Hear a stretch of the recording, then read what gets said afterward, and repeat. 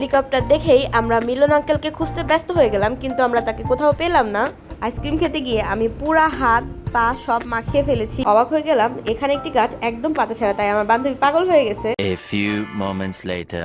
আসসালামু আলাইকুম বন্ধুরা, সবাইকে ঈদের অনেক অনেক শুভেচ্ছা। আশা করছি আপনাদের সবার ঈদ অনেক ভালো কেটেছে। আমার ঈদটাও অনেক ভালো কেটেছে। এই দিনটি ছিল আমার ছুটির লাস্ট দিন। আমি ঢাকায় ব্যাক করেছি, এর ভেতরেই আমার ফ্রেন্ডরা কল দিল যে ওরা ঘুরতে যেতে যাচ্ছে। তো আমরা অনেক ভেবে ঠিক করলাম যে আমরা যাব এয়ারফোর্স মিউজিয়ামে। এরই মাঝে আমি চলে আসলাম মিউজিয়ামের সামনে, বাট আমার দুই বান্ধবীর একজন এসে উপস্থিত হয়নি। তাদের জন্য আমার অনেক সময় ওয়েট করা লাগবে। আমরা যখন সেকেন্ড সেমিস্টারে ছিলাম তখন একদিন এই মিউজিয়ামে গিয়েছিলাম আমরা 3 বান্ধবীতে। তখন আমাদের সঙ্গে মার্জিয়া ছিল, আজকে আছে আরো একজন। সেদিন ছিলাম আমরা 3 জনই কলেজের ড্রেস পরা। সেই মুহূর্তটা কি যে সুন্দর ছিল। আজকে মূলত আমরা তারই স্মৃতিচারণ করতে গিয়েছিলাম। মনেই হচ্ছিল না যে আমরা আবার 4 বছর পরে সেখানে গিয়েছি। মনে হচ্ছে এই তো সেদিনই এসেছিলাম সকালবেলায়, তখন লোক সংখ্যা খুবই কম ছিল। আমরা সবাই কি না পাগলামি করছিলাম। তো আমি আগে চলে আসার কারণে গেটের সামনে ওয়েট করছি। যাই হোক, এরই মাঝে আমার একজন বান্ধবী চলে এসেছে এবং সে আমাদের সবার জন্য টিকিট নিচ্ছে। এখানে পার পারসন টিকিটের মূল্য মাত্র 50 টাকা করে। তো এরই মাঝে আমার বান্ধবীর টিকিট কাটা শেষ। তো আমরা দুজন অপেক্ষা করছি বাকি দুজনের জন্য। অপেক্ষা করতে করতে আমার তৃতীয় বান্ধবীও চলে এসেছে। এখানে বান্ধবী চোরের মতো মুখ লুকাচ্ছে, কারণ সে অনেক বেশি লেট করেছে। তো যাই হোক, বান্ধবীকে আর না পচাই আমরা এবার ভিতরে যাব। যেহেতু তখন ঈদের ভ্যাকেশন চলছিল, তাই অনেক বেশি ভিড় ছিল। আমাদের অনেক বড় একটা লাইনে দাঁড়িয়ে তারপর ভিতরে যেতে হয়েছে। এরই মাঝে আমরা ভিতরে প্রবেশ করেছি। অনেক দিন পর ঘুরতে এসে আমার খুবই মজা লাগছিল। তো এদিকে বান্ধবীদেরকে একটু নিলাম ভিডিওর মধ্যে। আমি আমার বান্ধবীদের সঙ্গে অনেক বেশি দুষ্টামি করছিলাম। আপনারা দেখতেই পাচ্ছেন এখানে অনেক বেশি মানুষ ছিল, আবার অনেক ভিড় ছিল। তবুও আমার অনেক বেশি মজা লাগছিল। ফ্রেন্ডদের সঙ্গে মাঝে মাঝে এরকম ঘুরতে বের হলে কি যে মজা লাগে, কি যে শান্তি লাগে, সেটা শুধু যারা ফ্রেন্ডদের সঙ্গে বের হয় তারাই জানে। এদিকে আমরা ভিড়ের মধ্যে যাচ্ছিলাম বাচ্চাদের গ্রাউন্ডে।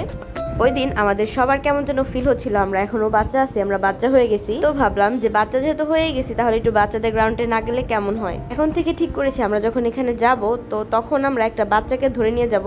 এরই মাঝে দেখলাম পারমাণবিক বোমা। ভিডিও করতে গিয়ে মনে পড়লো আমি নিজেই তো বোমা, আবার বোমার কি ভিডিও করব। এটার পিছনেই মূলত বাচ্চাদের প্লেগ্রাউন্ড।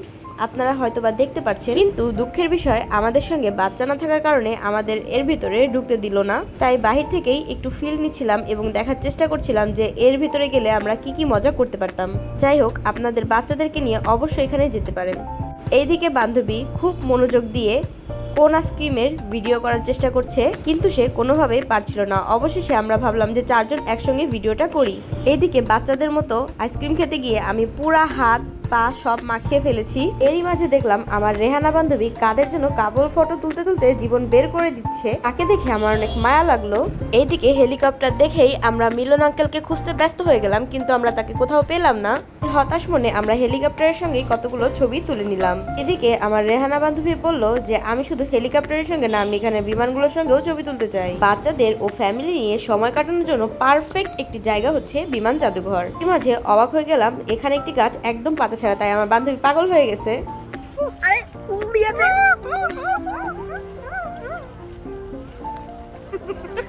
এরপর আমরা বিমানগুলো দেখতে দেখতে যাচ্ছিলাম অন্য সাইডে, আর আমার বান্ধবী আমার সঙ্গে করছিল দুষ্টামি। আসলে আমরা এগুলাই করি। এই বিমান জাদুঘরে সবগুলো বিমান এবং যেইগুলো দেখছেন এগুলো সবই কিন্তু রিয়েল। কোথাও না কোথাও কোনো এক সময় এগুলো ব্যবহার করা হয়েছে। এরই মাঝে আমার বাসায় হারিয়ে যাওয়া ফ্যানটা পেয়ে গেলাম, যেটা আমি অনেকদিন যাবৎ খুঁজে পাচ্ছিলাম না।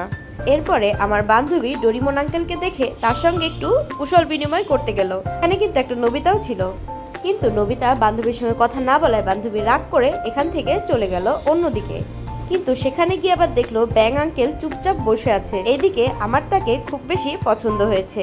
তারপরে দেখলাম কিছু মানুষ অদ্ভুতভাবে ঘুরছে, তাই আমি সেদিকে না গিয়ে অন্যদিকে ঘুরে গেলাম। পরে গিয়ে দেখলাম কার জানি ঘর এখানে রেখে গেছে। এদিকে আমার বান্ধবী সে গবেষণা করছে আম পাতা নিয়ে। গবেষণায় ফেল হয়ে সে কচু গাছের সঙ্গে দড়ি দিতে চেয়েছিল, কিন্তু ভুল করে আম গাছে উঠে যাচ্ছিল। আম গাছ বুঝতে পেরে সে আবার নিচে নেমে আসলো। এইদিকে কার জুতা বেশি সুন্দর সেটা নিয়ে একটা গবেষণা করে নিলাম। তারপর পছন্দ করতে শুরু করলাম কোন রাইডসে আমরা উঠতে পারি। তারপর আমাদের সবার এটা পছন্দ হলো, কিন্তু এটার ভিতরে আঙ্কেলরা আমাদের উঠতে দিল না। তাই মন খারাপ করে আমরা সেখান থেকে চলে আসলাম। এরপরে দেখলাম এলিয়েন তার স্পেসশিপ রেখে পায়ে হেঁটেই চলে গিয়েছে তার নিজ গ্রহে। তার স্পেসশিপটা বাংলাদেশে সংগ্রহ করা হয়েছে, তাই আমরা ভিড় না করে সন্তুষ্ট প্রকাশ করে এখান থেকে অন্যদিকে চলে গেলাম। তারপর আমরা আবিষ্কার করলাম কিছু অদ্ভুত ধরনের হেলিকপ্টার, কিন্তু মিলন আঙ্কেলকে তবুও পেলাম না। তারপরে এদিকে দেখলাম একটি নৌকা আকাশে দুলছে, কিন্তু কোনো নদী পেলাম না। পর আমরা বুঝলাম আমরা এই অদ্ভুত জায়গায় চলে এসেছি, তাই এমন অদ্ভুত জিনিসপাতি দেখছিলাম। তারপরে দেখলাম নাসা থেকে একটি রকেট ছুটে বাংলাদেশে চলে এসেছে এবং সেটা দেখতে সবাই ভিড় করেছে। এরপর পাশে পৃথিবীকেও ধরে এনে রাখা হয়েছে আমাদের মনোরঞ্জন করার জন্য। সেই খুশিতে আমাদের পায়ের জুতাগুলো নিয়ে আমরা আবার গবেষণা শুরু করে দিলাম। অনেক সময় গবেষণা করার পরেও আমরা কোনো সমাধান বের করতে পারলাম না, তাই আমরা সেখান থেকে চলে আসলাম টাইটানিক জাহাজের কাছে। এটি খুবই সুন্দর। সেই খুশিতে আমার বান্ধবী আটলান্টিক মহাসাগরের দিকে দৌড় দিল এবং এক পর্যায়ে সে মহাসাগরের কাছে পৌঁছে গেল। এখানে এয়ারফোর্স বেস ক্যাম্পও চালু হয়েছে, আপনারা চাইলে সেখানে যেতে পারেন। সেখানে অনেক ধরনের অ্যাক্টিভিটিস রয়েছে, আপনারা চাইলে সারাটা দিন সেখানে খুব সুন্দর একটি সময় পার করতে পারেন। খুবই অল্প খরচে আপনারা অনেক সুন্দর একটি সময় এখানে কাটাতে পারবেন। তারপর আমরা বের হয়ে যাচ্ছিলাম এবং সে সময়ই দেখলাম এখানে আরো একটা কি যেন তৈরি হয়েছে। এগুলো সবই নতুন, আমরা যখন আগের বার এসেছিলাম তখন এগুলো কিছুই ছিল না। এটার ভিতরে ঢোকার পর আমি বেশ অবাক হয়েছি, কারণ এখানে একটা এয়ারফোর্সের ছোট মিউজিয়াম ছিল, যেখানে এয়ারফোর্সদের সব কিছু এখানে সাজানো ছিল।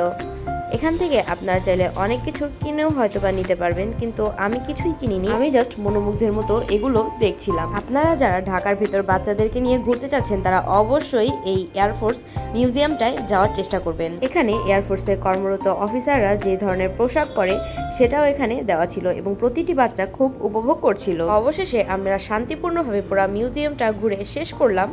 আমার কাছে অনেক মজা লেগেছে। আপনাদের কাছে আমাদের ভিডিওটা কেমন লেগেছে অবশ্যই কমেন্ট করে জানাবেন। আপনাদের প্রতি আমার অসংখ্য ভালোবাসা, তাই সবাই আমার ভিডিওতে একটি লাইক করে দিবেন এবং পেজে নতুন হয়ে থাকলে অবশ্যই ফলো দিয়ে পাশে থাকবেন। আজকের মতো বিদায়, সবাই ভালো থাকবেন, আল্লাহ হাফেজ।